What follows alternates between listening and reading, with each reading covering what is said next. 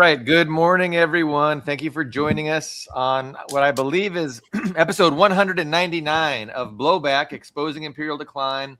Got my regular co-host, Ian Cummer, streaming live from his dacha in Crimea. We've got our special guest today, Greg Rosen. He is streaming live from Chicago, Illinois. It's 11 a.m. there, 7 p.m. in Crimea, I believe.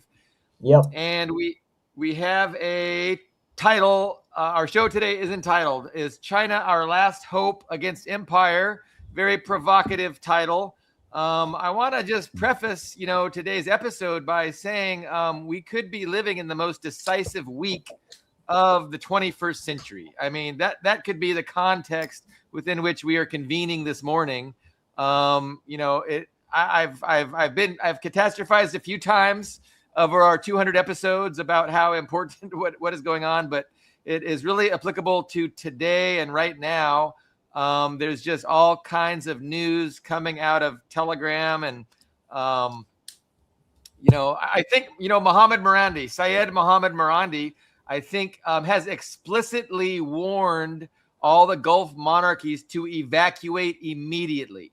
Like he has told Kuwait, Bahrain, the UAE to immediately evacuate. So, he is expecting, obviously, more bombing from the United States and reprisals from Iran. So, I mean, I don't want to understate the what is going on right now this week, specifically in the global context. Like there's huge events underway, and we're going to be talking about them.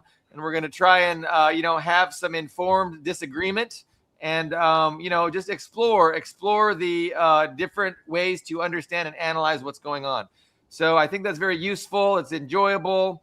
If you're into this kind of thing, which, who could not be into this? Like, what could be more important than talking about fucking what's going on? I just don't get it.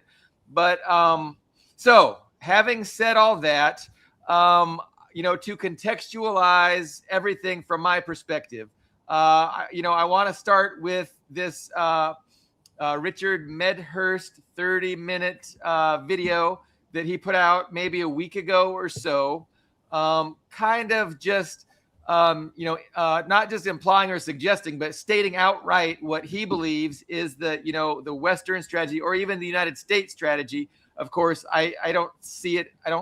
I don't look at things in terms of nation states, right? I think there's an oligarchy, a Western oligarchy that is controlling nation states, and they've got this, this really, really grand strategy that, isn't just pursuing the interests of a particular nation state, namely the United States. It's pursuing the interests of a class of transnational oligarchs. But he really lays out what the strategy is. He talks about how the United States, the transnational oligarchy is going to use the United States military and their economy to create a global energy shortage, and then to create a global energy monopoly, controlled by the United States, and then to weaponize that monopoly and that manufactured shortage against their rivals, namely China, which is the primary. The U.S. calls it their peer rival, their only peer rival. And so all of this is being done in the context, according to Richard and myself and maybe Greg, to weaken China's economy and threaten them, have a legitimate threat that, hey, you need to comply, you need to do what we say, or we will, utilize this leverage against you, and you're not going to want that. So that's really what Trump wants to do, going into his meeting in May 14th, which, may or may not happen depending on how Iran goes. Anyway, so I think I want to present, Greg has given us some context, some facts, some data about U.S. oil flow. So 2025. So Greg, could I ask you to just share what the relevance is of this data that you've compiled for us? Yeah, it's a bit of a counter to the idea that the U.S. is in a position to monopolize and squeeze right now. And we're also vulnerable to the same forces. So We use 20, just to run through it quickly, we use 20 million barrels per day. We produce 13 million of crude and 20 million of total petroleum products after refining. So because our refineries are built decades ago for what we used to have here, which was imports from the Middle East, Canada, Venezuela, Mexico, it's a heavier type of crude than what we produce here. So we still have to import between 6 and 8 million barrels per day of heavy crude to make our refineries work. So we export 4 million barrels of light crude, which we cannot process here because we don't have the refinery capacity. And then we export 6 million barrels of refined petroleum products a day. So we are a net exporter, but that also is based on having to import upwards of 7 million per day. So that's why our prices will be going much higher along with as the shortage bites here too.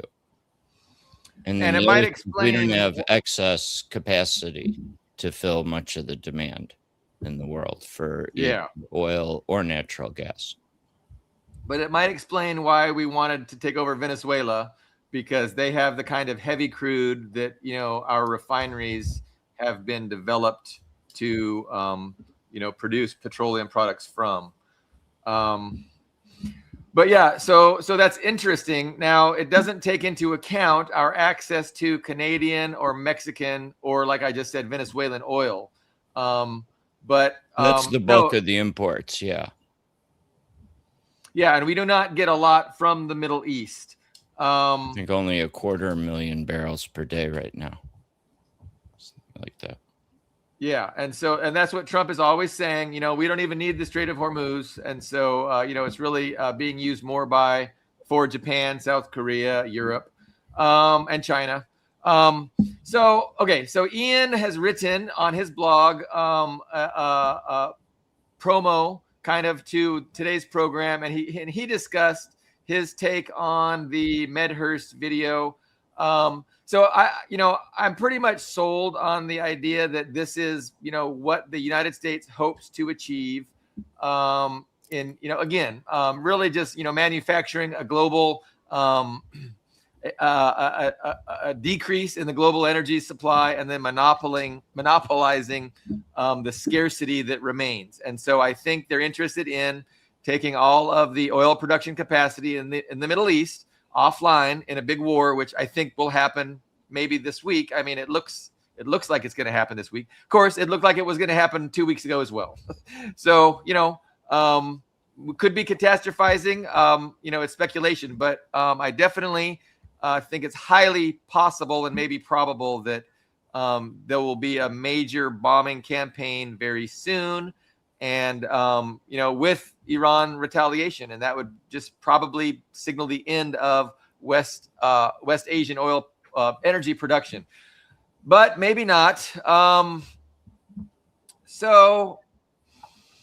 So Ian, so back to Ian's take. So Ian, you definitely are an anti-imperialist. We share a disdain for imperialism and Western imperialism, and I think you've kind of articulated a frustration with China's response, and you, like a lot of frustrated anti-imperialists who want the U.S. to get their comeuppance, you know, they want someone to teach the United States that you just can't be going around and doing all this evil shit with impunity. You know, we're frustrated that a strong power like China is not doing more. But I don't want to put words in your mouth. Other than that, I want to let you articulate your own thoughts and perspective on it, so we can debate. Yes. So, and guys, also that link, it has my article, but it also has the original video that we are discussing and critiquing. So I also don't want any of us to accidentally create the impression that we're putting words in Richard Medhurst's mouth. So you can go, and I encourage people to do that, go and actually look at the video for yourselves afterwards. For my position, I'll elaborate a bit on what I said in the article. So it's actually, I'm glad Greg came in. We hadn't talked before the show, so I'm glad Greg took it upon himself to show that data, which in general, from what I'd looked up before the show, is basically in agreement with what Greg said, because it's a big MAGA talking point. It's also just a MAGA, like when, because you have these, Trump to the bitter end, people who try to retroactively cope with stuff that he does, even if it's the opposite of what he campaigned on. And one of those MAGA talking points is that, it's cornering the oil market. All these tankers are rushing to the USA, to U.S. ports and terminals because there's no other options now. So they are embracing Medhurst's piracy argument, so I don't blame Medhurst for saying, because he directly said that in his video, that it's a pirate. USA is becoming a pirate state. And unfortunately, MAGA is kind of confirming that. They're very happy. Like, oh, look at this cap. We're basically forcing people to buy American oil at very exuberant spot prices. But other people critiqued that statement, saying, it's kind of nonsense. It's kind of, it's exaggerating. The U.S. oil markets benefit from that is, it's not, there is a benefit, but it's not nearly to the extent that they're claiming, that the pro-Trump guys are claiming.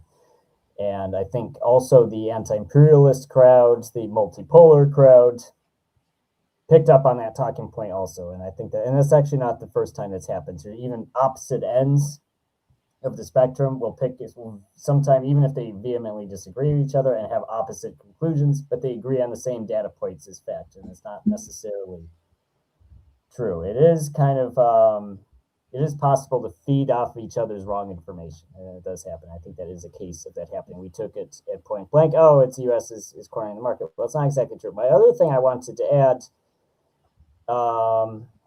is that also his emphasis on destruction infrastructure, or Daryl mentioned here, the Indian mega refinery having a fire. So I have 2 points on that. One, when these things happen in the news, especially the alternative media, we do need some context and perspective. So I remember a couple of years ago, this was I think 2022, there were these food, like people are talking about, they're reducing our food supply. The elites are attacking our food supply. Can they point to these accidents that happen, or the avian bird flu that had to cull all the chickens? Whenever something like that happens, and that's actually the problem with even the mainstream news, is that they report this stuff. Oh, here's a fire and here's another fire.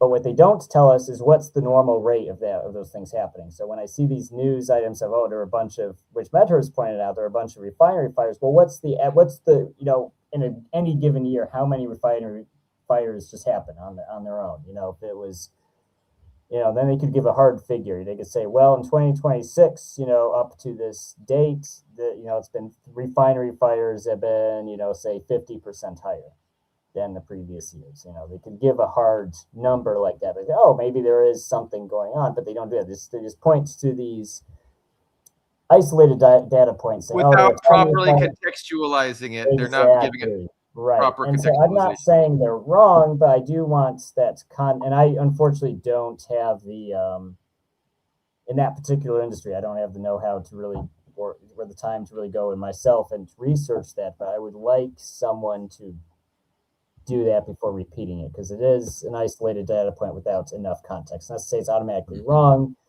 but we lack the context.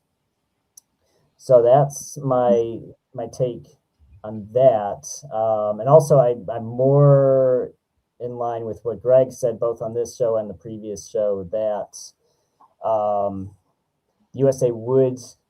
U.S. market is more vulnerable to these market forces than China is, which China has a very large reserve of oil, which they beefed up, which Medhurst mentioned. They did pay those American spot prices, and they did beef up reserves. But the U.S. market is more vulnerable. Also, when you export your refined oil, your gasoline, that drives the domestic prices up.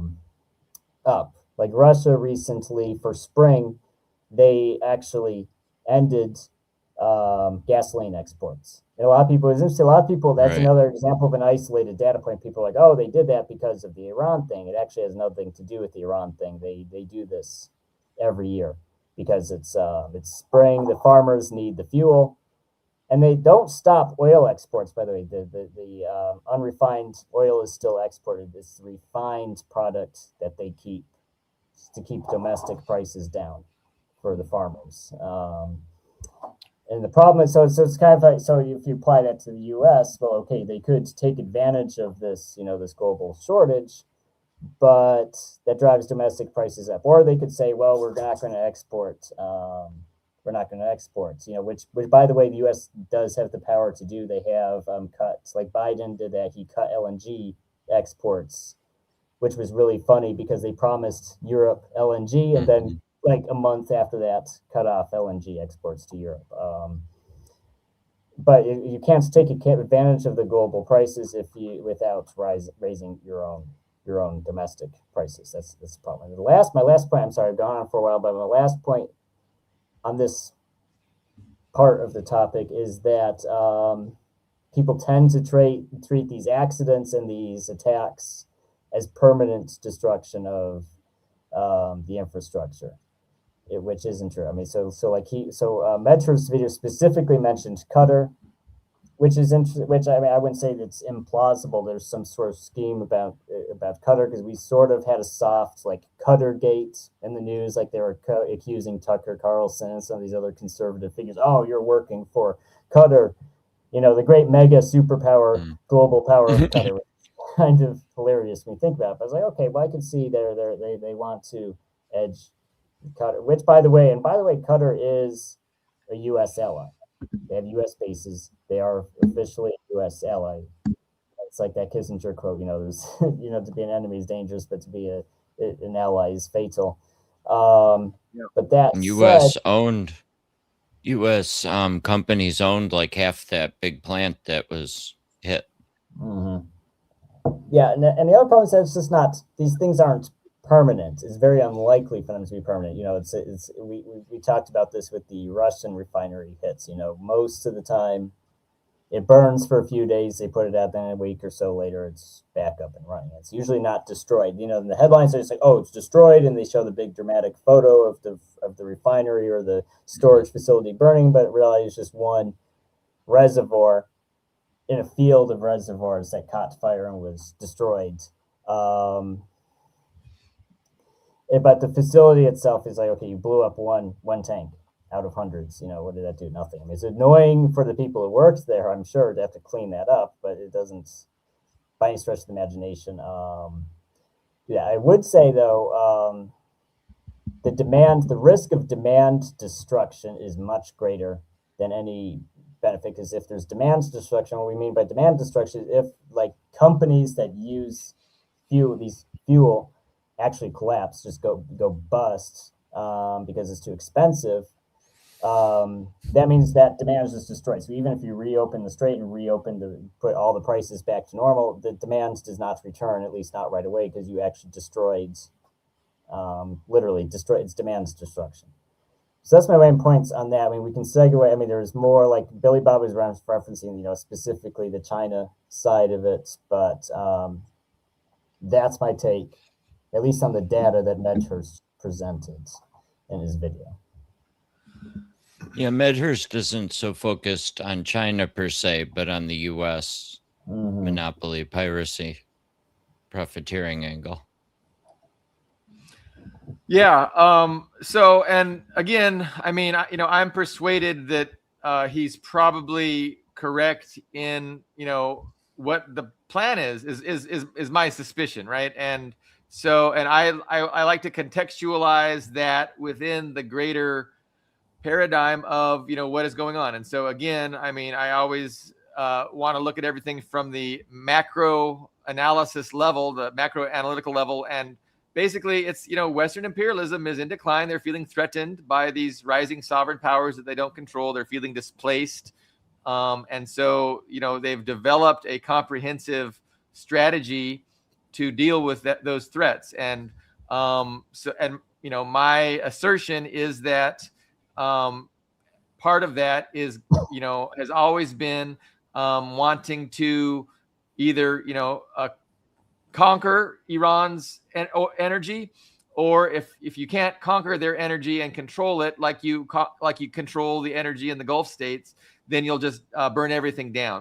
And I think Iran has resisted, and they've let the United States know that, hey, you're going to have to just burn everything down. And so I think the United States is willing to burn everything down in the Middle East, to achieve this energy monopoly that, again, they're going to be using to weaponize against China. And this is the whole point of everything, right? Like, if China wasn't a peer competitor, there would be none of this would be going on, so this is the explanation for, everything that we see happening from Venezuela to even Ukraine, right? I mean, and just like Syria, was a gateway to Iran, what we're doing with Russia is a gateway and a necessary step towards China. And the pursuit of total global hegemony for the Western imperialists. I mean, that is the bottom line of what they are after. That's what this is about. And so what I like about Medhurst is it's a quick half hour. Go to Ian's blog. It's a quick half hour focus, talking about the actual strategy. So what's more important to me than the actual strategy, which I think is accurate, is to contextualize that strategy in the bigger picture. And then from there, we can extrapolate and predict what might be happening. And so I think events have been, going exactly as I've been predicting for quite some time now. And we see, a war with Iran that has not happened for 47 years. And we can ask ourselves why. And there's different explanations for that. A lot of people point to Israeli control of the United States government, or they just focus on Iran by itself without, thinking bigger picture, which I think is China. But so let's talk about, one fun disagreement which we have here is the idea of, China's response to all of this. But I'm not sure if it's even necessary to go to China's response to all this if we don't have a fundamental agreement about what all this is. And so maybe I could just let Ian to give a brief summary of how he see what is this, what is happening, and what does he see China seeing, and because I know you have criticisms of China's response to what is happening, but I think we might have a disagreement about what is happening. So I don't know. What can you? Well, because there's different layers. There's different layers that even is there movement? And I can address any one of them.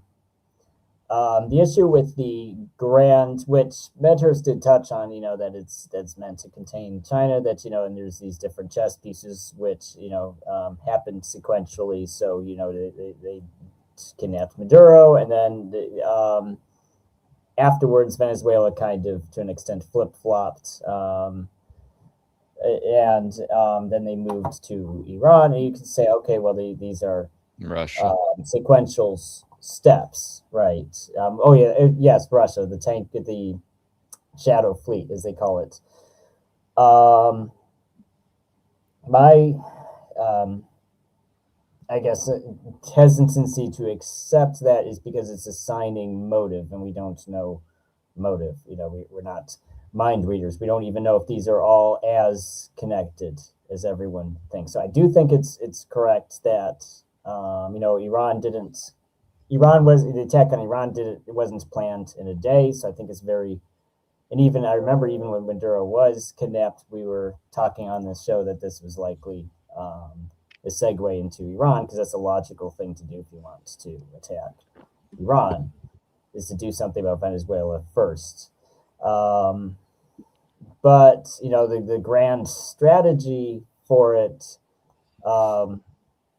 is less clear, I think. And I think that's putting it mildly, because especially because especially after the ceasefire, a lot of factions in Washington are distancing themselves from it, because we can say, oh, well, Israel, it's a conspiracy theory to say Israel controls Washington. That might be the case, but most of the other factions have distanced themselves from the Iran war. Like there's the New York Times, there's CNN, like all these big, which is interesting. Even CNN did, because CNN is typically very pro-Israel.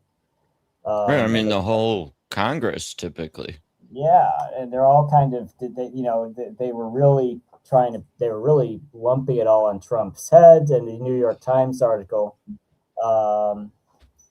which we referenced on this show, it pretty directly said that it was Netanyahu that came, and Trump's own advisors in the Pentagon were against the attack. Now that might not be true. I even said that at the time. They might have been all gung ho. Oh yeah, Iran, Tehran will take Tehran in 3 days. And then after it didn't work, they all distanced themselves because they didn't want to be associated with failure. That might be what happens. But the point is, at this point, if Trump bombs Iran again, he's a lot more alone than the first time he bombed Iran, because everybody's kind of doing their best to distance themselves from the project. Now that said, I will finally answer Billy Bob's his question about my China stance. So in the article, I say I'll just say I'm not anti-China, but I'm not. I think actually you described it pretty fairly. It's they've had many opportunities to impress me, but I'm always I'm disappointed. Like even the second in 2022, this after the sanctions happened, I decided I'm going to revisit China, or not. I'm not going to revisit China. I was going to revisit Russia. I actually found a Chinese affiliated bank that offered Americans Union Pay cards, and I said I want to use this in Russia. They basically it was a dead end. They didn't really help me out. And actually, Union Pay mostly also distanced themselves from Russia. And this was unfortunately, just in my personal life, the kind of my ongoing experience with China. When there's Chinese support or Chinese products, it tends to disappear when the U.S. puts pressure on it. So Union Pay kind of disappeared after the U.S. put pressure on it. The allegation, I think it's a grounded allegation because China didn't deny it. Usually when Washington makes a BS allegation, the other side denies it. Like when they make a BS allegation against Russia, they deny it right away. China hasn't, as far as I know, has not denied it. So I think it's true. The Wall Street Journal claimed that it was China that put pressure on Iran to go into a ceasefire. Which was interesting because when the ceasefire happened, I think most of it, I was a little optimistic. I was like, okay, well, that must mean Trump was more painted into a corner than we realized. So this is a good sign. But then a few days after that, Wall Street Journal said, well, actually, it was China that was pressuring Iran to accept the ceasefire because China wants to be on Trump's good graces when I guess he has some summit. I don't remember the details. I'd have to look at the article again, but there's this upcoming summit and they want to be on Trump's good graces for that. And that's kind of my issue. It's like, you can't, I think we assign this motive for like, it's China's this big, pull in the multipolar order.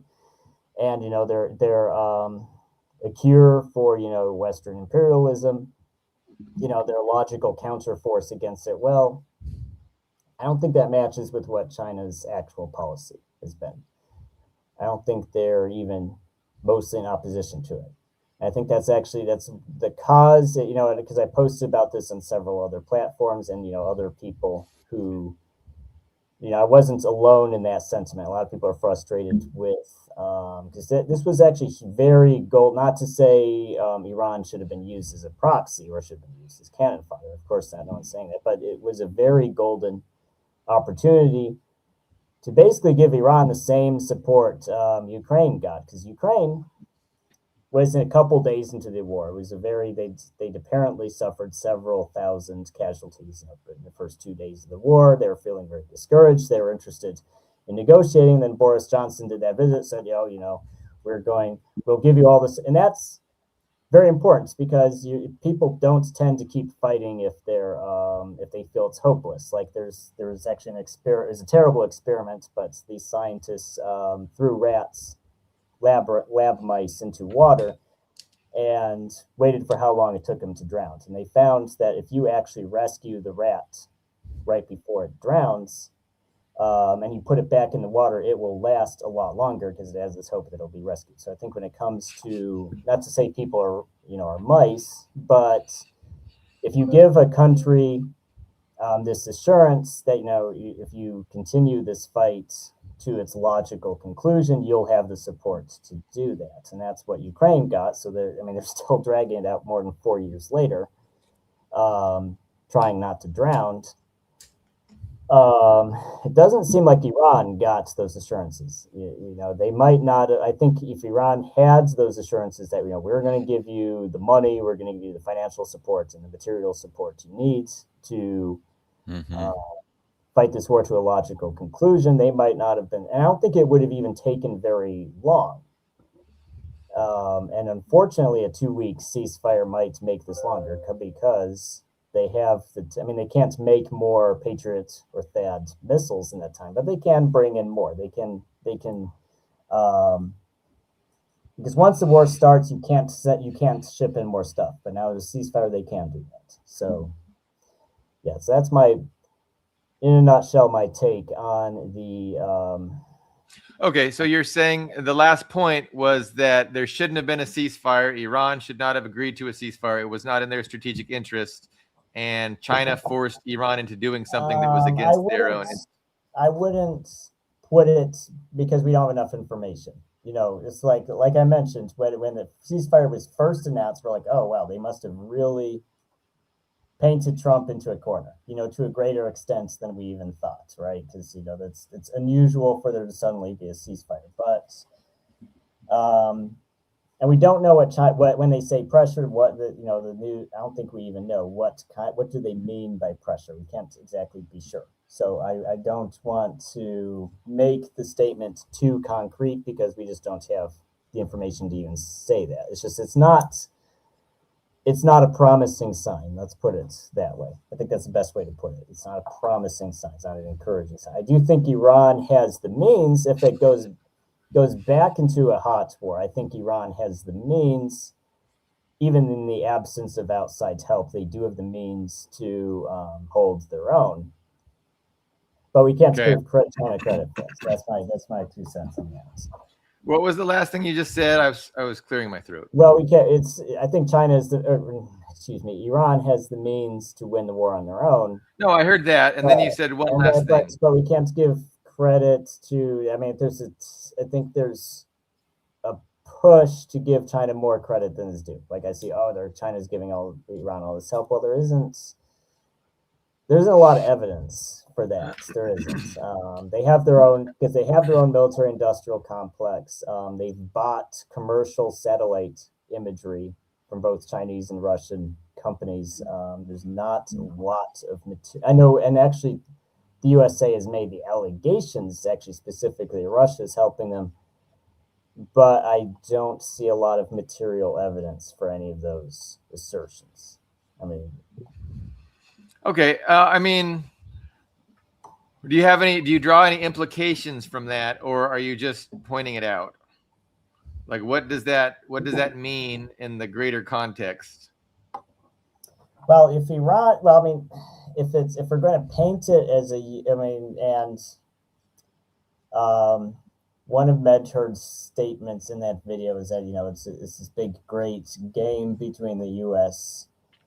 and China and its allies. A game needs 2 players, right? I don't see evidence that China is playing this game, because if they were playing this game, then they could have definitely been a lot more forceful than they were.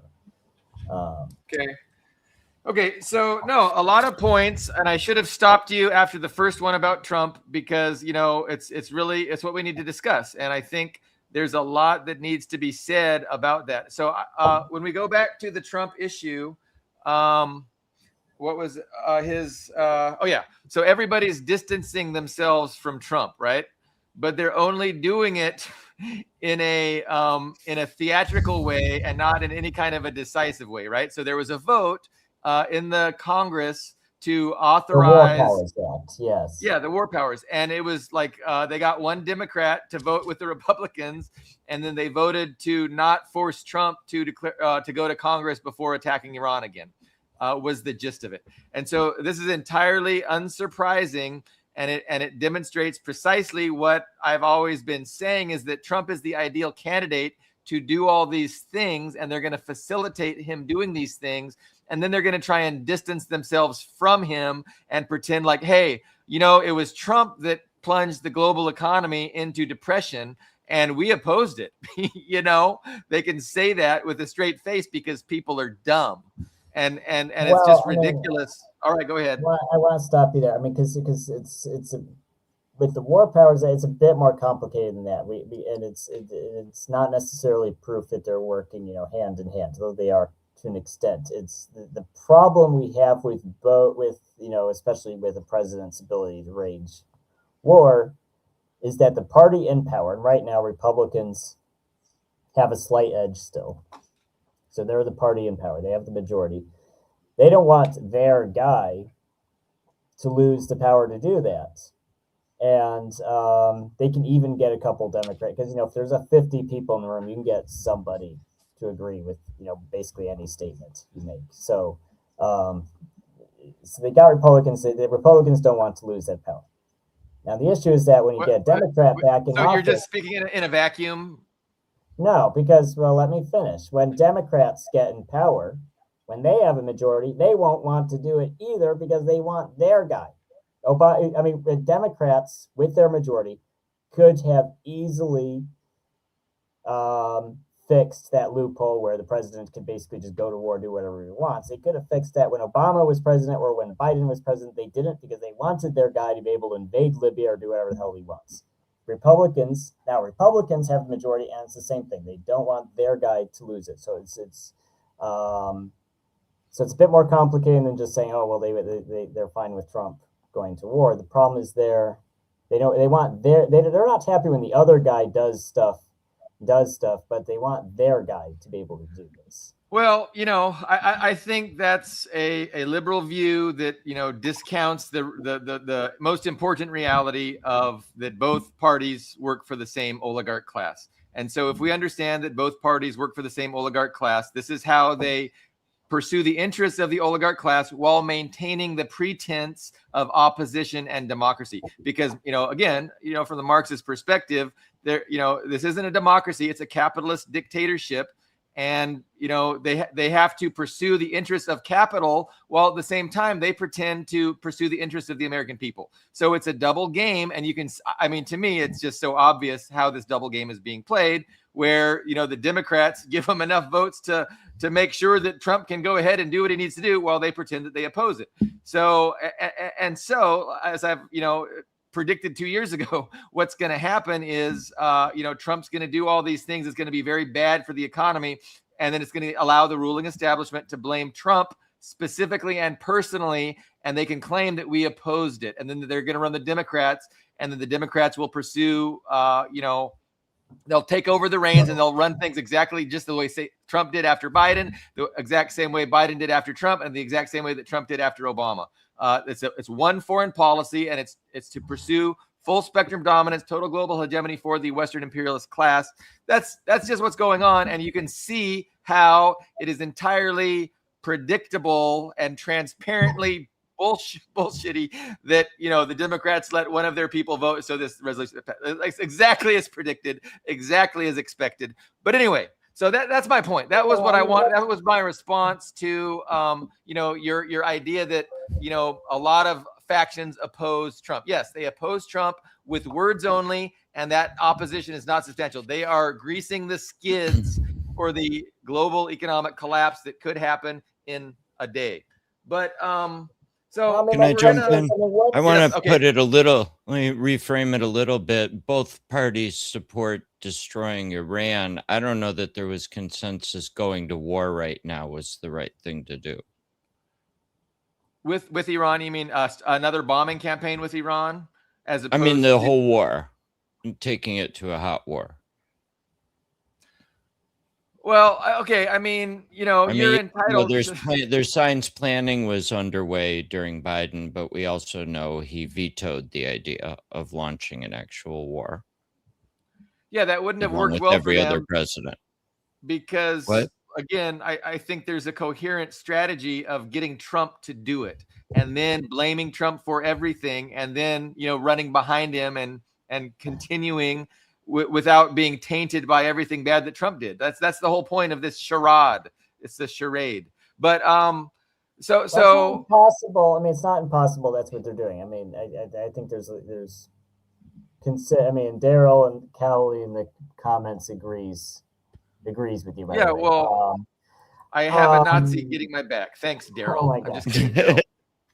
Give me a hard time, Daryl. We're gonna meet up with Aaron Good. I think on the 27th. Aaron Good said he can join us for a discussion, but I'll get in touch with you about that. So don't take offense at me calling you a Nazi. Just embrace it. But what was I gonna say?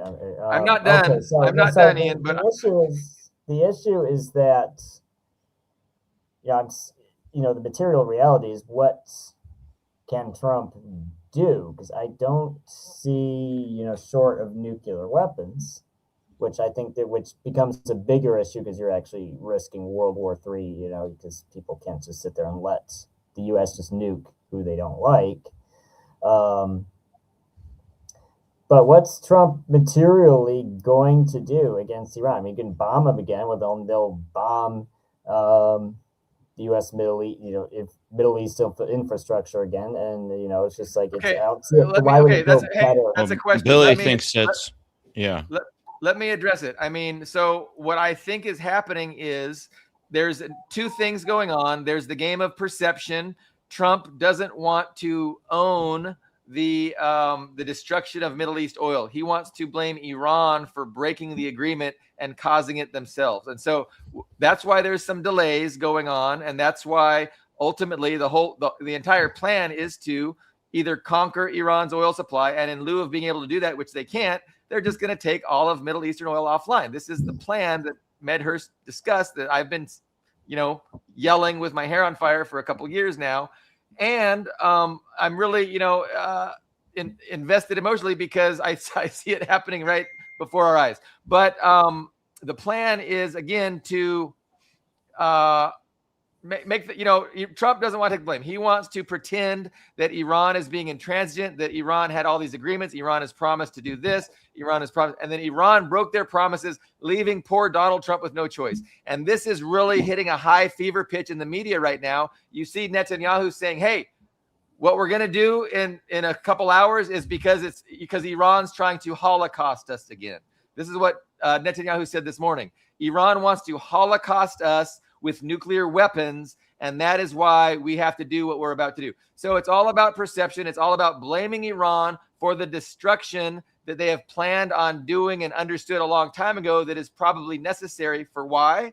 It's necessary to perpetuate, to further this strategy of total global hegemony for the Western imperialists, namely weakening Iran, Russia, and China especially. And so this is all, a necessary stepping stones towards implementing their strategy to do an energy embargo of China, to refuse to allow China to export their manufactured goods using the waterway of the South China Sea, which is their economic lifeline.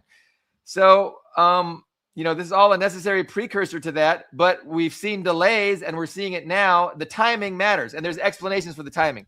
So the delay from 2 weeks ago is more PR to justify what's going on and to blame Iran for being a Holocaust threat to the globe, to humanity that has to be dealt with.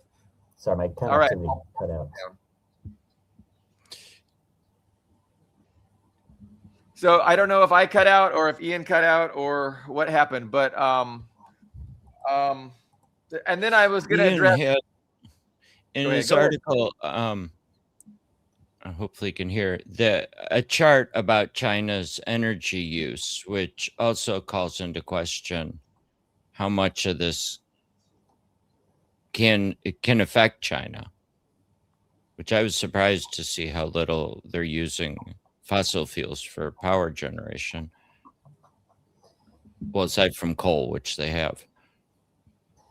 Well, again, and Greg, can you hear me? Mm-hmm. Okay, good. Did we lose Billy Bob? Is that what happens? Well, I We're all thought I good was here. now. Oh, we're all good. Okay, I can't see Billy Bob for some reason. It's probably your internet. I mean, I've Oh been yeah, able to it's see everybody my. the whole time. Okay, good. And I apologize, guys. So sometimes, and I don't know why, for some reason in Crimea, sometimes my connection to the StreamYard service we're using gets screwed. So I apologize for that. My main objection to that is that destruction. I mean, what I mean, and I repeat my question. What's Trump? I mean, do you think they're going to use nukes? I mean, it's not impossible, but if they don't use nukes, then there's really nothing they can permanently destroy. I mean, they can bomb some stuff, and that will, screw up the global economy. It'll probably cause a recession. It'll probably do terrible things to people and people's livelihoods around the world. But it's not permanent. In 6 months to a year, things will be back to where basically the way they were. It'll be for nothing. What's it? Well, hold on. Okay, can I address that? So there's a few problems with that, Ian, and you're contradicting yourself a little bit because number one, you're talking about once the demand collapses, the demand's going to take years to come back. And also, I would just argue on a factual basis, every expert that I've listened to says that the West has the ability to take offline Iran's energy production very quickly, very easily, and set it back for years. It would take years before Iran is able to extract energy and export it to the point that they are today. So that might be not true, but you already said earlier that it's demand is the problem. I made the point about demand destruction, which is bad for the global economy, but there's nothing that, I mean, what magic weapons is the U.S. going to use that would permanently destroy? And I brought this up on the show before. We've seen Russia and Ukraine bombing the shit out of each other. And most of these targets. Ukraine's not an energy exporter. Ukraine is not exporting energy. They don't have a very vulnerable factories. You hit them with economy bombs. Based on you get people to fix it. They patch the roof. They replace whatever machines were broken, and then it's back online again a couple days later. I mean, Ian, everyone's saying Qatar's destruction is going to take 5 years to repair. You think that's exaggerated? I don't know. Because unfortunately I don't know what I haven't actually heard the 5-year claim, so I can't properly. Yeah, I just defer to the experts, and every expert I've listened to said that this is easily doable. The United States can easily set Iran back 5 years, and remember that's 5 years from the end of hostilities, right? And then it's also, doesn't take into account the ability of the United States to interdict seaborne, oil imports going to China. So the bottom line is I'm thinking that they're going to just destroy all the oil production. But even if they don't, and some residual oil production capacity remains in Iran, they're still not going to be able to send it to China, And so this is the point. But I would. China gets more oil from the other Gulf states. Yeah. Well, that's okay. I mean, that's a good point. That's a good point. So they could. I mean, the issue here is in Greg's chart at the beginning of the show. This affects Western countries and those global South countries aligned with Western countries like the Philippines, Vietnam, which is more aligned with, which is kind of amazing when you think about Vietnam being more aligned with the USA than with China, but it is. So I could be wrong. I don't know how, it could, they could hypothetically bomb Iran enough that it sets them back 5 years. And then they bomb the Gulf states, so they're set back 5 years. I don't see, and Richard's Medhurst's video makes this assertion that's about cornering China, but it doesn't make sense if it hurts us more than it hurts China, and it's also making a lot of other assumptions too. Like he mentions the Shadow Fleet. I love that. It sounds so evil. It's like the Death Star. The Shadow Fleet being interdicted. Well, after he's made that video, they've started escorting the ships. And that miraculously stops the attacks. Russia has. Ships. Right. Russia has started, they haven't, there's just been one case of it so far, but they put a frigate through the English Channel. They magically didn't want to attack the Shadow Fleet ships anymore. Right. So to do with the Cuban shipment too. Right. Same thing with the Cuban shipment. They let the Cuban shipments through. So, and also, as Medhurst says, that Russia is still the majority, the largest supplier. I think his figures he cited with Iran was 5%, and what was the second country he said was 4%? Was it Qatar? It was Venezuela, I think. But anyway, so these are single digit suppliers. So it's like, okay, you took out these single digit suppliers. Well, I don't know. It's a weak plan. If it's a plan, it's not a very good one. I think. Well, they don't. I argue that the West doesn't have good options, but this is the option they're going with. And the reason why they're going with this option is because China is maybe 5 years away from total energy independence and not relying on any imported energy from the Middle East. And so they're working on nuclear. They're working on firing up coal plants. And there's a very narrow window of opportunity that the United States has identified. And this is, again, the impetus for the timing that we're seeing. So, I think if you are able to do an embargo against China, no energy imports going into it, even though those energy imports only, are like 20%, right, of their economy and 80% is domestically produced, that's significant. And then if you can further keep China from exporting their manufactured goods through the South China Sea, I mean, the United States hopes that they can do significant and serious damage to China's economy. And they hope that, they will emerge on the other side of this huge World War III kind of, conflagration, maybe involving another proxy war against China, right? You're weaponizing Japan against China. You're weaponizing Taiwan against China. You're weaponizing the Philippines against China. You can launch another proxy war that you hope you can contain.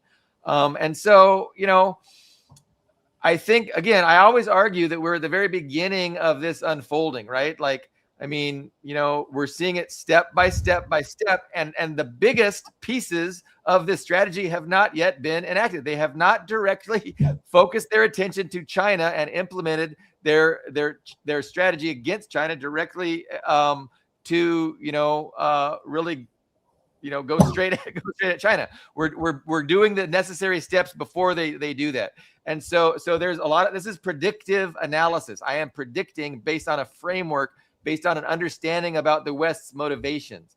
And so, and I think it's important that that we share and get people on board with what this framework is and the motivations of why it's happening. So people aren't able to get confused and start to blame Iran for all of this, or they blame Netanyahu for all of this. Like, those are just dumb things that people are liable to do because they listen to people that don't know what the fuck is going on. But it looks like Ian has been staring at me, not blinking for several minutes. Okay, there we go. Or he froze. Yeah. I did freeze for a second. Yeah. So I don't know where this conversation should best go. I mean, again, I like contextualizing everything, advancing this predictive framework, telling people this is going to happen. It might happen in the next few hours. A significant movement in this direction could very well happen in the next few hours, which is a massive bombing of Iran, destroying their capacity. And so I predicted this 2 weeks ago too. When Trump, said, I'm going to destroy the civilization of Iran tonight. I thought we were there, and I was wrong. And so I could very well be wrong today. and they could be pushing this out for who knows how long, weeks, months. But the bottom line is there's a narrow window of opportunity that is rapidly closing. They have all these forces in place right now. Mohammed Morandi, like I said this morning, urged everybody in the Gulf monarchies to evacuate immediately because, you know, shit is about to go down. So given all of that, you know, I'm just thinking that it's more likely than not that, you know, within the next day or two, we're going to see a significant escalation in this, you know, this strategy that we're laying out, that Medhurst helped to lay out. And, you know, it's not even going to be decisive because it's not a pivot to China. It's just dealing with the issue that needs to be dealt with before they do this real decisive pivot to China. And at that point, nobody is going to be able to say it's not about China. And I mean, and that just has yet to happen. You know, you have to just kind of see it in the framing that I'm offering. You can predict it, but you don't really see it, right? You just have to understand that this is what's coming. Anyway, a feedback. Who is incensed to dispute what I'm saying? Well, we can go to the most we can go to the most incendiary with criticism of China if he wants to. Okay. Which is in. Okay, so guys, so I am going to share the screen. So I had posted about Iran to my Quora page. And guys, so if you go to the link, you'll also see Billy Bob's, I shared one of his long form comments here, which you can read. Oh, it's a good one. Mostly yes. And so I want to share a comment somebody had left on one of my pages, which I'll just read real quick. It's another kind of anti-imperialist person who is actually even more critical than me of China's response to this. So, and he addresses the oil argument to begin with, and he also shared the graphic that Greg mentioned. Oil and LNG make up liquefied natural gas make up a minority of China's energy requirements, which they've already been stockpiling for years anyway. The oil argument is a nonsensical one, especially when they can bypass the Gulf states and get Iranian oil while the rest of the world, besides Russia, suffers from an oil crisis. Here's a graph of Chinese energy capacity from last year. And let's be real, you don't sell equipment to Iran, form an alternative finance system, and engage in joint exercises only to turn around and say, actually, we're not allies. They are allies in the geopolitical sense. If anything, the U.S. has it worse, considering gas is the leading source of American electricity production at 37% in 2025. Fact of the matter is, Beijing is led by cucks. That's his word. There's absolute zero downside to the Iranian war that China has that it can't bypass, or the U.S. has worse. It gets worse the more you think about it. China could have, one, destroyed the petrodollar by aiding Iran financially and moving to secure some kind of oil deal. Something to take advantage of the fact that Iran was the only one who could sell their oil through Hormuz, while everyone else was oil starved. And as a bonus, it boosts Russia, which China needs if it wants to beat the Western sphere.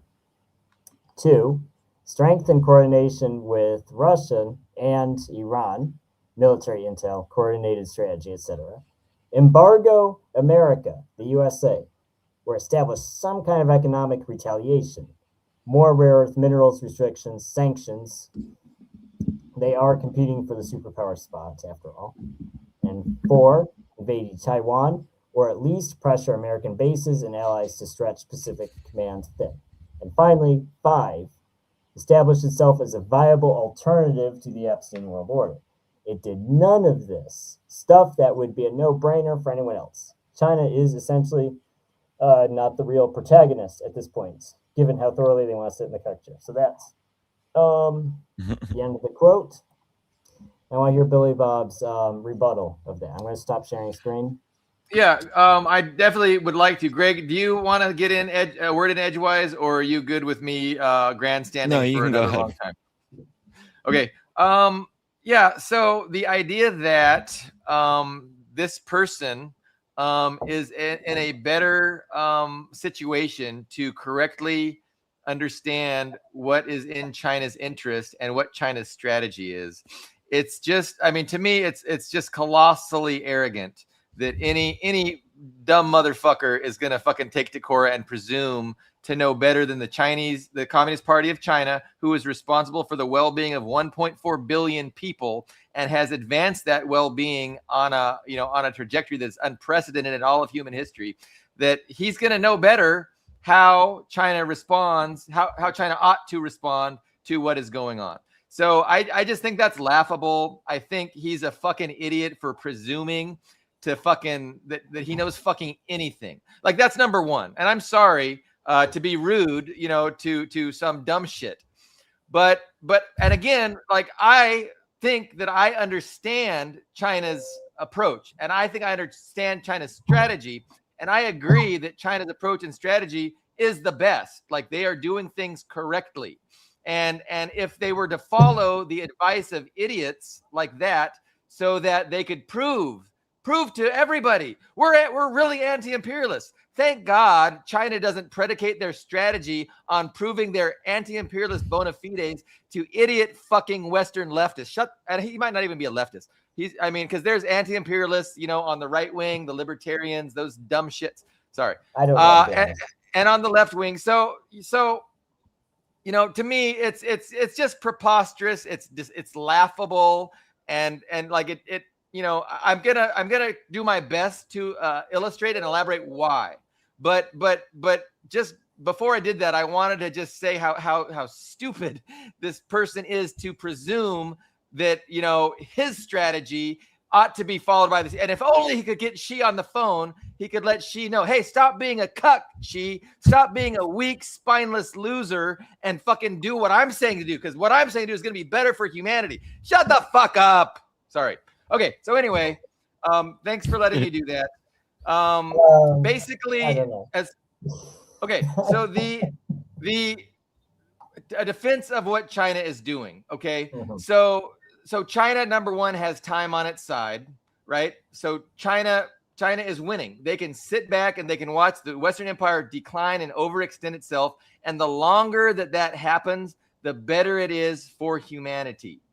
Okay. So, but they're also going to reciprocate, right? When China is directly attacked through like the sanctions that we saw last year that Trump was trying to do. Remember, what was the day? Liberation Day. He enacted all these things that the Supreme Court subsequently said were illegal, and now he's got to pay back all those tariffs. China just stopped him in his tracks, and it was an embarrassment. It was an embarrassment for Trump. China made him look stupid because he is the West stupid. China has won this battle 10 years ago, if not more. And so it makes no sense for them to cede the battlefield to the to where it's most advantageous to the West, to get into military adventurism, to get into unnecessary escalation with the United States, who has 800 military bases around the world. China has 1 or 2. They have 11 carrier groups. China has 3. The United States has some 30-something submarines. China is just rolling out there. So it makes no sense for China to get into a hot war and to get escalatory just to prove to stupid fucking Western idiots that, oh, no, China really is good. Like, that's not how they define their strategy. Why not embargo the USA? I mean, the USA is not shy about embargoing people who attack. Okay, China's. I was going to say China has trade relations with the United States, important trade relations, and also with Europe, right? And these things are important, and they would jeopardize those far more important things by doing some silly, unstrategic, escalatory adventurism that, itself is going to have a whole bunch of, unpredictable outcomes. What we can predict right now is that China can do nothing and win. And then these idiots are saying, oh, no, China needs to do something so they can maybe not win. I don't know. Well, we know their strategies. I mean, their overarching strategy since Deng is hide strength, bide time, right? So their goal is to catch up to Western development levels. So they don't want wars, trade wars, anything until they're at that level. But if it gets forced upon them, I mean, they're going to respond. Right, But when it's again, direct, exactly. yeah. And so they're managing the situation. And again, I've made this argument constantly. You know, Putin and Xi understand that they have to manage the decline of Western imperialism with the least amount of economic catastrophe and, you know, nuclear fallout as possible. And so that's what they're both trying to do. And I mean, we can see that the West continues to push and to escalate. And so again, we're going to see how this plays out. And China could very soon, you know, take a more significant response, especially if, you know, the United States starts to really go after these Iranian ships that are going towards China. So this is Right. like, you know,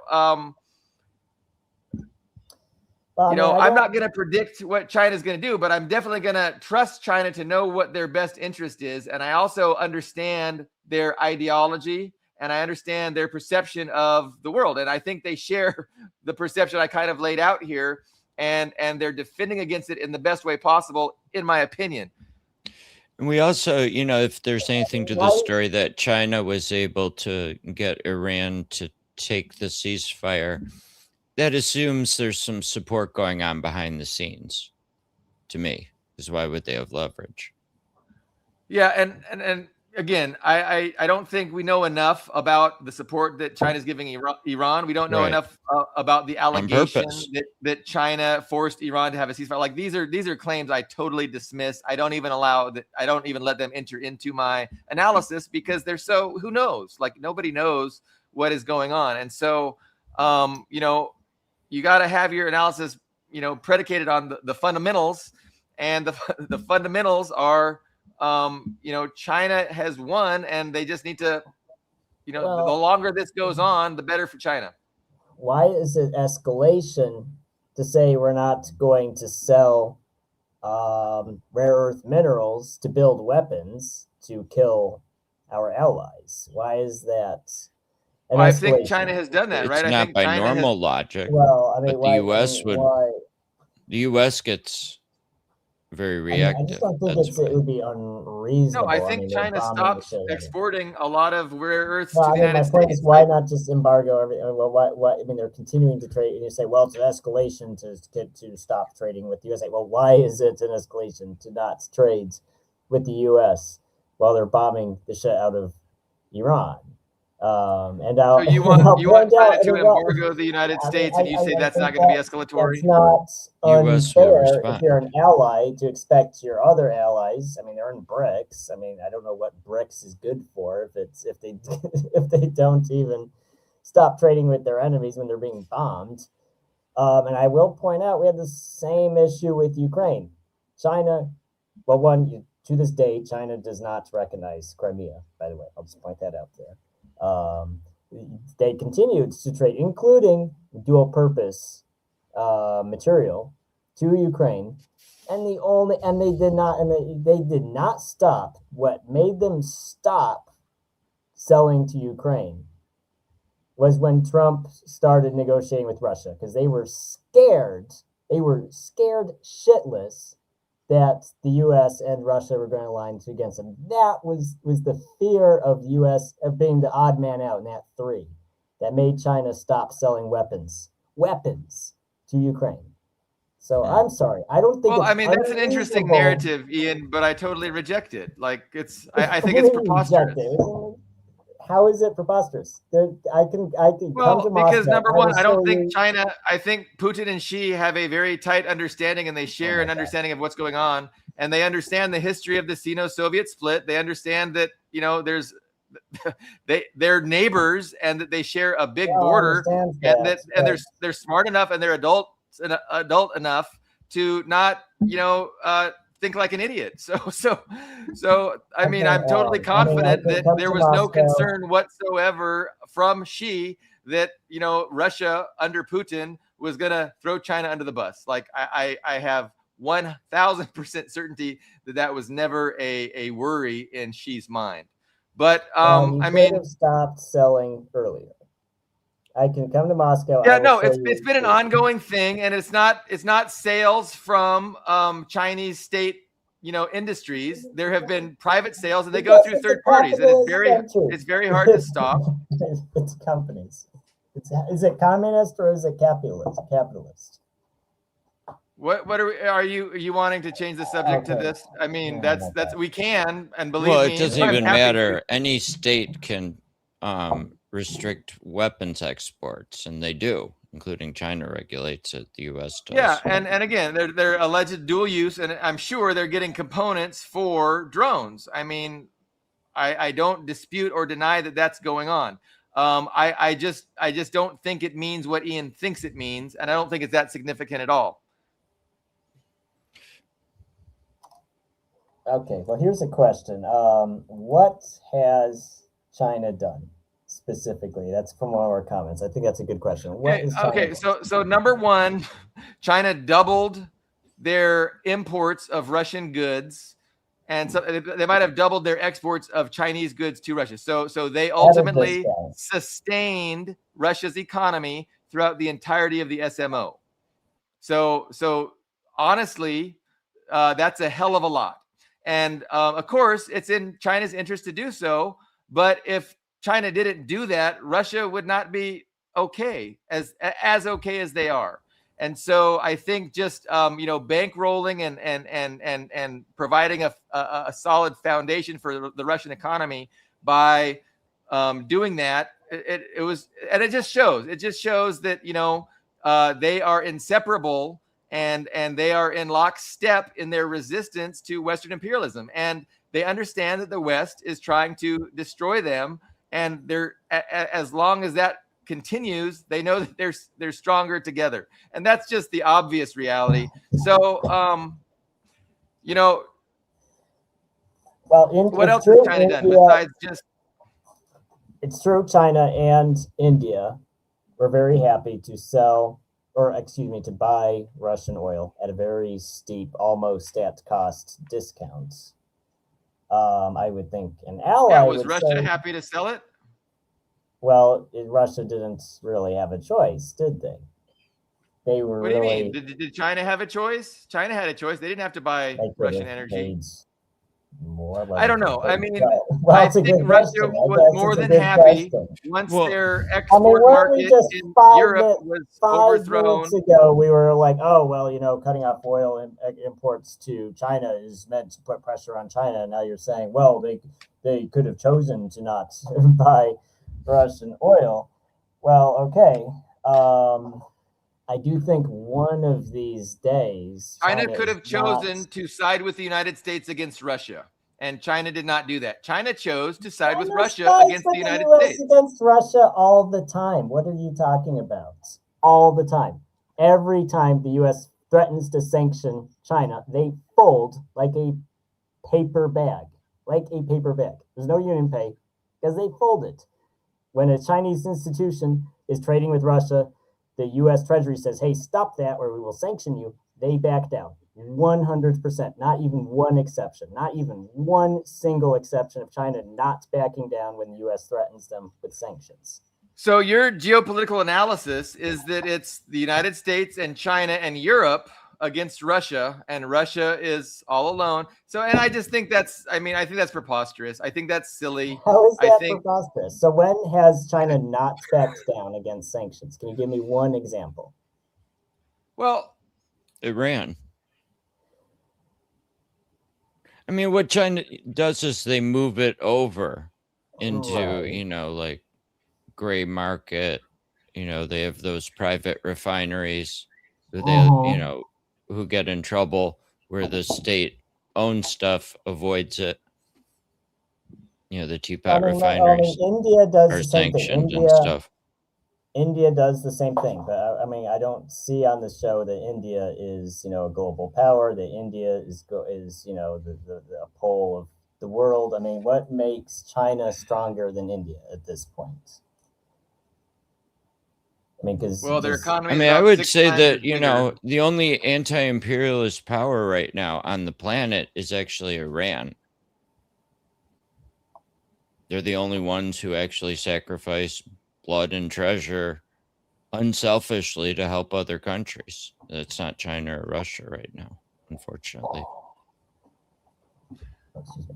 Well, I do I don't think. know Well, I what the will say point it's a of good. that kind of analysis is. I mean, what are you casting aspersions at Russia and China and saying that, they No, the should be doing something Soviet differently? Because that's Union. the implication. The No, it's not implication an is, aspersion. I'm saying that the Soviet Union and how Iran are very unusual historically. So, I mean, the standard we're holding them to is not something that's regularly occurring over time in history. the I standard will that say we're what's holding. happening. We're with holding China Iran. to here. Well, with Iran, I don't think will I don't say- think it's right to say they're aligned with the US, but their level of rebellion or resistance is limited by what, will cause retaliation or confrontation with the US, which they don't want. Right, and I argue that that's the appropriate best strategy to win, right? And Right. to see the defeat of Western imperialism, because you're not playing to the strengths of your opponent, and Yeah, no, it's arguably a smart strategy, but it does mean we can't sit here and say that China is a real anti-imperialist power in the way the Soviet Union was right now. Well, I mean, that caveat could mean a whole bunch of things, and I'm not sure. An anti-imperialist power is an anti-imperialist power. If you are targeted by the empire for destruction, and you resist your destruction, you're an anti-imperialist power. And so the Soviet Union succumbed, right? They eventually, were targeted and ended up not being a power anymore. The Soviet Union is no longer in existence. And China, is learning from that, and they're hoping to avoid that. And again, I mean, I have 1,000% certainty that China, will and is going to be victorious, and they have already won the victory. And it's just a matter of it playing out. And so the only question remains is, how big of an effort, how big of a futile effort is the West going to use to try and figure out themselves that they're not going to be able to defeat China. And so we're going to see what they want to do, and China's going to respond. But China's not going to escalate. China's not pushing this to happen because they understand they're ultimately the target.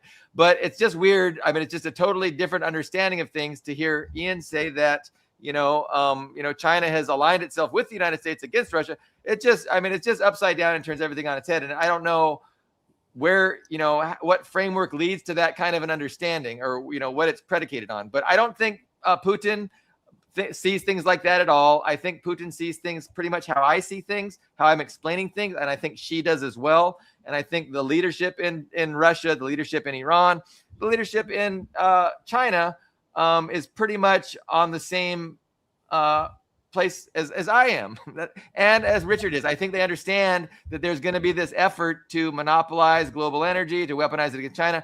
Like, this is not anything that's hidden. And this is in policy papers. It's been invested in. It's been talked about, not openly for the American public to understand. And that's what I feel is my point here, is to just proclaim it openly and honestly, and make people deal with this reality, as opposed to the other nonsensical analysis. Well, you know what? We really have to worry about Iran getting a nuclear weapon, because Iran has declared that they will perpetrate a Holocaust against Israel. And that is explaining what Trump is doing. Trump is really the hero, right? That's one explanation to what's going on. Another one is Israel controls the United States. So Israel is getting the United States to fight Israel's war and defeat their regional rival. Like, that's another explanation for what's going on. And it doesn't make sense. Neither one of those makes sense. What makes sense is, again, I argue, is what I've been saying and writing about for years, is it's global geopolitics. It's pursuing global hegemony for the transnational oligarch class, the Western transnational oligarch class. And we're going to see, and we've already seen, from my perspective, like, this has been proven true with all of the events that we've seen, and it's going to be proven more true. But it is still predictive insofar as it hasn't targeted China fully yet. And when it does target China fully, then we will see that China was absolutely correct to play the game how they've been playing it. and Western demands that they do more or escalate before is necessary, I think are foolish. And I think time will prove that to be correct. But you guys are good to let me grandstand and say what I think. As far as Israel goes, and I've said this on this show before, whoever wins this war will become a superpower, a global power. If Iran is defeated, Israel will become a global superpower, and they will not need the USA. The Middle East has a population of more than 500 million people. The reason Israel is not a superpower now is because of Iran. Saddam got taken out of the picture. Iran is all that's left. If Iran gets taken down, Israel will be the top dog in the Middle East. That economic bloc will be stronger than the USA. They won't need the USA anymore. They can throw the USA in the trash. Because even the substantial aid the U.S. sends to Israel, more than $3 billion a year, still that's nothing. If Israel is the superpower of the Middle East, owns the Middle East, they don't even need $3 billion. They can wipe their ass with $3 billion.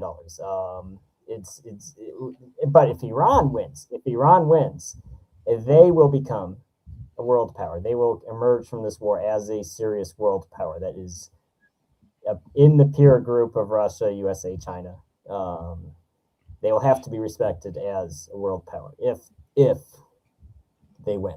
Point 2 is solid. Point 1 is pretty shaky. I can't see Israel as a independent power. What do they have? 20 million people? Why wouldn't they be? 10 million people, no resources. It's some gas, right? They've got 30 miles minimal industry from the border to the sea. My point tiny population.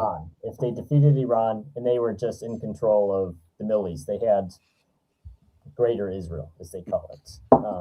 Yeah, but with whose population can they control the whole Middle East?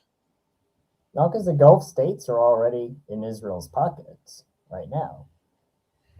What's preventing them from controlling? No, they're in our pocket, not Israel's. Well, it's debatable. I think the Saudis. Do you think the Saudis and the Egyptians wouldn't gladly align with Israel if it paid well? Well, okay. So my point about all of that analysis is that it's fundamentally flawed because it's predicated on this idea of nation states and seeing things only in terms of nation states. And I think a much better approach is to understand that Israel is just the California of West Asia. It is the same substance as all of the states controlled by Western imperialism. And so it's the transnational oligarchy that controls the United States also controls Israel. And there's, they're working together for the same objective. And it's, hegemony in the world by this transnational class of oligarchs. And so Israel is a weapon, just like the state of California's weapon, but Israel is a frontline weapon that, can be,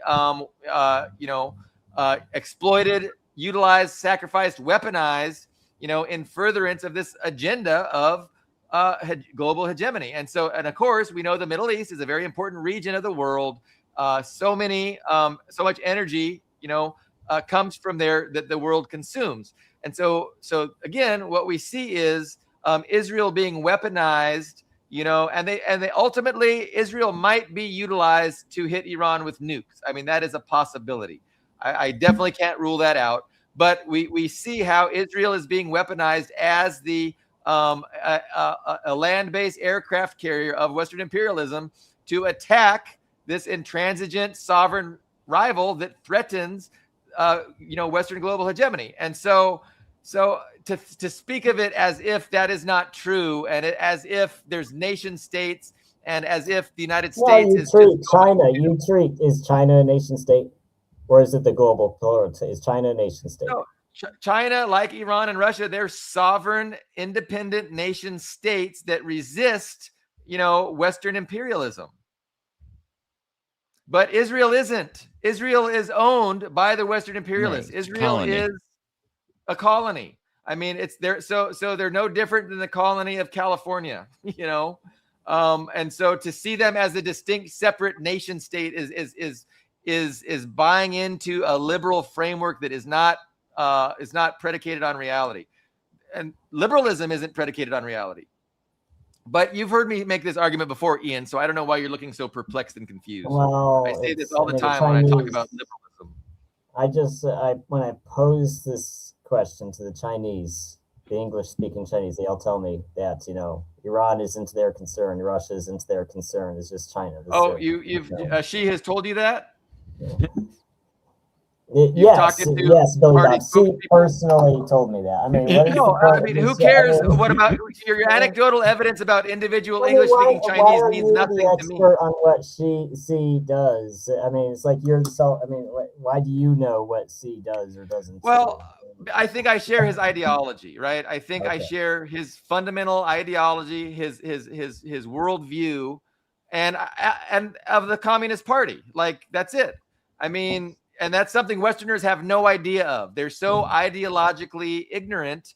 They don't even understand that, there's a battle for ideology, that there's a competition among ideologies. Like, they don't even understand that. And so, I get frustrated. But I think that in the competition for ideological dominance between liberalism and socialism, socialism is correct. It's grounded on reality. And liberalism is a fake, dishonest explanation that is designed to facilitate capitalist dictatorship. It's designed to facilitate the ownership class as the ruling class. And so this is, again, something that she understands acutely and keenly, and the entire Communist Party of China also understands it. And so that's why I don't really care what an individual English-speaking Chinese person says. I care more about what the Communist Party of China says. And I think I understand and share their perspective.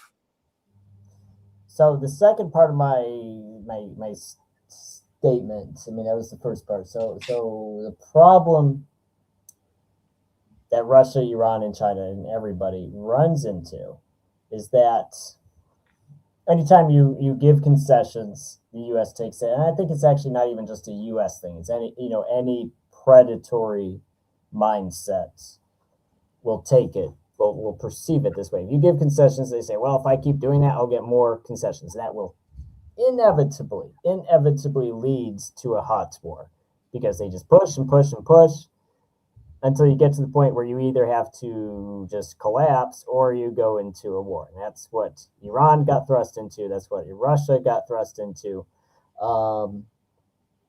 So I don't understand this mindset of China's supporters that, they can just endlessly capitulate to U.S. demands, and it will never come to the point where they have to choose between collapsing and a hot war.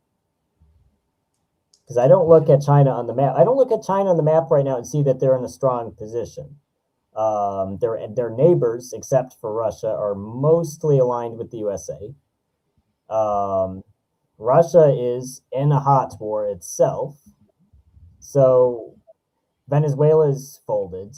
Iran is also not at this moment in a hot war, but basically in a war and under siege. So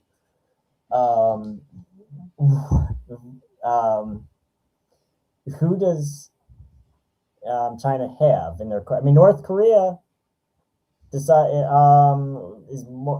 there one actually? Is actually the one formal alliance, military alliance that China has. And they went and got their own nuclear weapons and signed a different military alliance with Russia. But what is this? What's the lot? Maybe my question is, what is the logic to thinking that this will not end in a hot war, and that endlessly, taking a step backwards for two steps forward? When you have two people that share the same planet, like, only one person has to decide whether the war will be hot or not. And so China doesn't have any control over that. It's going to be the West's decision what they want to do. And so, again, China is not interested in escalation. China is on a trajectory to win. The window of opportunity is closing very quickly for Western imperialism. And so we're going to see what they do. And China will respond decisively. And China will ultimately demonstrate that they won this, 10 years ago, and it'll be obvious. So, I don't blame China for not being escalatory before they is necessary. Like, why would they do that? So that's it. I mean, I'm totally confident that, China is not acting from weakness. They are not acting out of, cuckery, if that's a word. And again, like when they were directly attacked with those sanctions, right? Like they responded, they reciprocated, and the U.S. backed the fuck down. And so, we'll see how far the U.S. is willing to go. And I think they're willing to go pretty far because they're desperate. They don't have any morals, and they're not going to sacrifice themselves. The oligarch class, they're going to get through this global conflagration just fine because they are billionaires. And so they have their luxury bunkers, and they're going to be asking, the people of the world to sacrifice. And they're also going to be telling the people of the world that, hey, it's not us causing you to sacrifice. It's China, it's Iran. And so the point is, don't believe them because that's not what is happening. And so again, if my predictive framework is way too predictive for a lot of minds to agree with, give it some time. And I don't think it's going to take much time at all. And it'll be very clear, exactly, what I'm saying is grounded in a real thing. And it's grounded in a socialist framework. It's grounded in an understanding about how the ownership class, forms itself into an empire, and then does everything without any kind of moral or lawful restraint to pursue its hegemonic interests. And so because of that, and because they own the propaganda apparatus, because they're able to get people's opinions and turn them exactly 180 degrees from where they should be, they feel emboldened to embark upon this very dangerous adventurism predicated on, manufacturing a global scarcity of energy, monopolizing that energy, weaponizing it against China. Like, this is what they're going to do. And they're going to do it because they feel they can get away with it, and they're not going to be held accountable for it. And it's their best chance to fucking win, to beat China from their perspective. It's not going to work. You were correct in that. But I will say that that'll be my final statement for today. And I'll, if you guys want to rebut, I might want to say one more thing, but we'll see. Greg, any thoughts about my diatribe? Yeah. I can't, prove or disprove your central thesis, but I mean, I tend to think this is a giant fuck up more than anything. That if this is the goal and the strategy, this is a disaster. The oligarchs cannot handle this. They're not going to survive it better than China or rivals, and are going to have a wicked time here domestically. Yeah. I mean, no, it's going to be catastrophic, but again, I think it's planned. I think it's planned catastrophe. So I think that's maybe where we just disagree fundamentally. You're seeing they fucked themselves and painted themselves. Yeah, I think most of the ruling class would not have chose to do this right now. This is yeah, I mean, and it's hard to take a poll of the ruling class and see who's down and who's not. But ultimately, you've got factions in power that are empowered to make these decisions, right? And so that's kind of how class rule works. You have to have decision makers, and you have to empower them with the ability to identify strategies and pursue strategies. And so I feel that the people in place have been put there, by the consensus, and they've been empowered to do what they're doing. And that's why you see the votes in Congress. Oh, shoot, one Democrat. Oh, man. Right. We didn't see that. Yeah, coming. I mean, I've probably said on the show that, I think the Democrats basically feel there's a crisis in imperialism. They don't know what to do. And so they've been running really bad candidates and turning it over to Trump. But yeah, you don't know what to do either. They're not in opposition. The point is, they're not in opposition to this plan. They're not in opposition to Trump dragging the world into global economic catastrophe. They're not opposing that. and they're happy it's him because they didn't want to have to do it themselves, because that would be tough. Then they would look bad. Yeah, So I much mean, I better would strategy. say they probably don't think it's a good idea. They wouldn't have done it themselves, but they didn't know what to do, so they're giving him a shot. Thank you, Greg, for joining us and for your analysis. Ian, any final thoughts before we? No, that's a good final note, I think, to end on. Okay, maybe Friday we'll reconvene, and maybe a lot of things will have happened. If nothing happens, maybe I won't reconvene because I don't want to be told I was wrong. I don't want to hear it, but that's not true. So yeah, we'll probably reconvene on Friday. So we had a lot of good commenters with their comments. I didn't get to many of them, but I will after the program. And then, yeah, I just want to thank everybody for listening, and we will reconvene on Friday. Thank you very much.